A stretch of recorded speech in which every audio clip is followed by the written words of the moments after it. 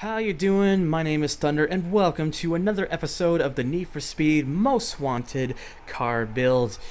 Now, I was always disappointed about how I could only manage a 1 minute .72 or whatever it was from that Lamborghini Gallardo. I always felt like there has to be a Lamborghini in this game that could be better. Of course, there's only one other Lamborghini in this game, which is, of course, the Murcielago. But there's a good hope to think that this may in fact be a lot better, or at least we hope so.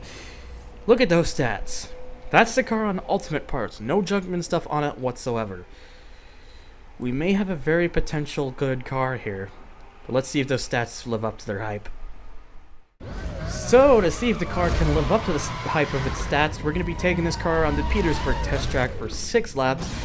Basically, 1 warm-up lap to get a hang of the car, and 5, of course, proper laps to see what the fastest time I can get around this track in 1 lap. The current leader is the Lotus Elise, which is set at 57.66 second time, where so far the closest car to actually get to that time was our template car, the BMW M3 GTR, at 58.33. And in terms of a non-template car, which basically would be third place, is the Fiat Punto with a 58.41.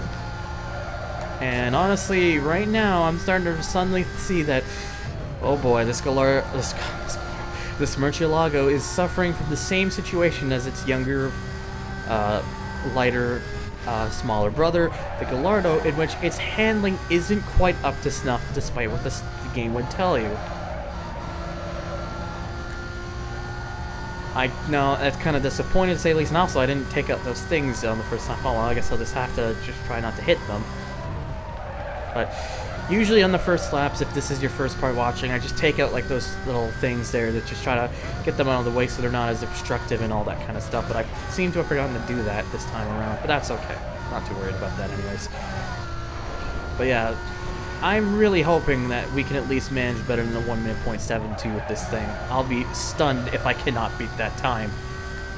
Because right now, I'm going to be honest, I am trying as hard as I can to really push this thing, because I am just on a mission right now. That doesn't help. Now I'm basically on a mission to try to get this thing above 1 minute .72. That's all I want out of this car, just so that it's not some kind of weird placebo effect where this car should be the better one, but actually isn't. To be fair, I kind of really slowed down for that section. I think more so than I would really need to, but you know, whatever. Let's just see what time we still get here, anyways. God, this car is not easy with this car. 1 minute .99, so we're very close to getting around that time, but again, that's kind of surprising. I was really hoping for more through this car, but no. May not seem to be the case here, apparently. But a 1 minute .99 is still alright, I guess. It's just annoying when you consider the fact that the Gallardo has a 1 minute .72, which is better than, of course, than a 1 minute .99. And this is the car that should be faster because it's the Murcielago.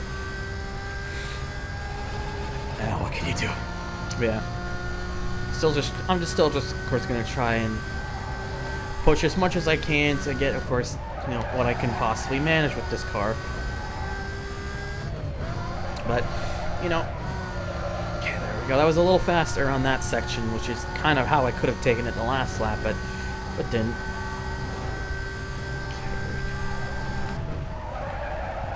Man, braking for that section's hard, and that was apparently not good enough. It was 101.5. Wow, this might be a little more difficult than I expected with this car, to be honest. Although, to be fair, that section there was pretty well done.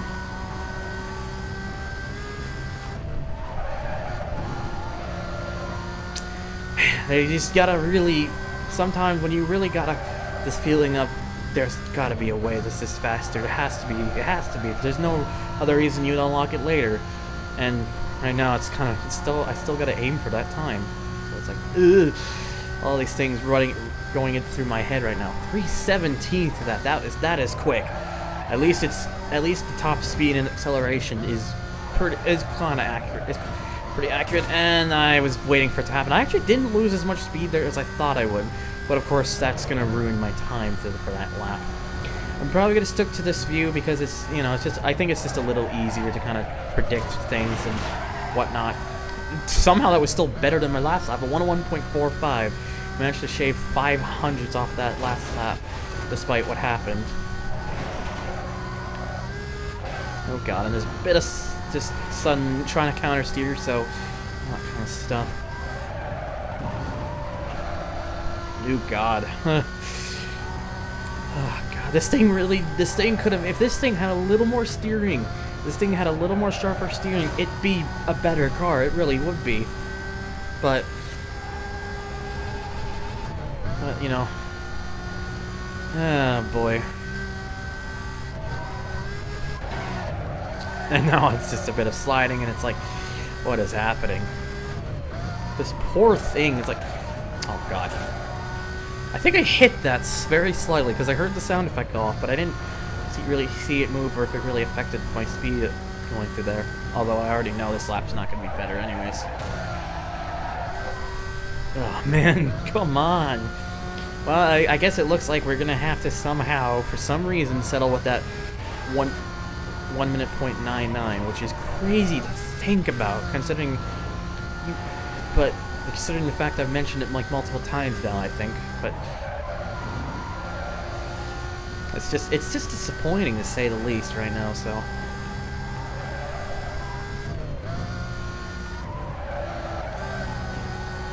no, just gotta push it.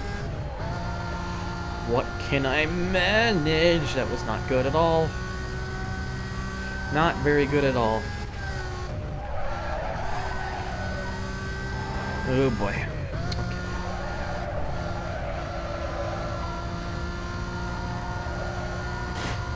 Took that long for me to hit that, apparently. But oops, whatever.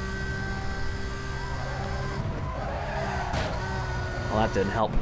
Well, you know, you really think that they would have at least made this car faster to, you know, make it so that people would have more reasons to stick for this rather than get the Gallardo, but apparently not, because the best time I was able to get here is a 1 minute 1.99, or no, 1 minute 1.99. 1 minute .99, which means it's at 12th place so far.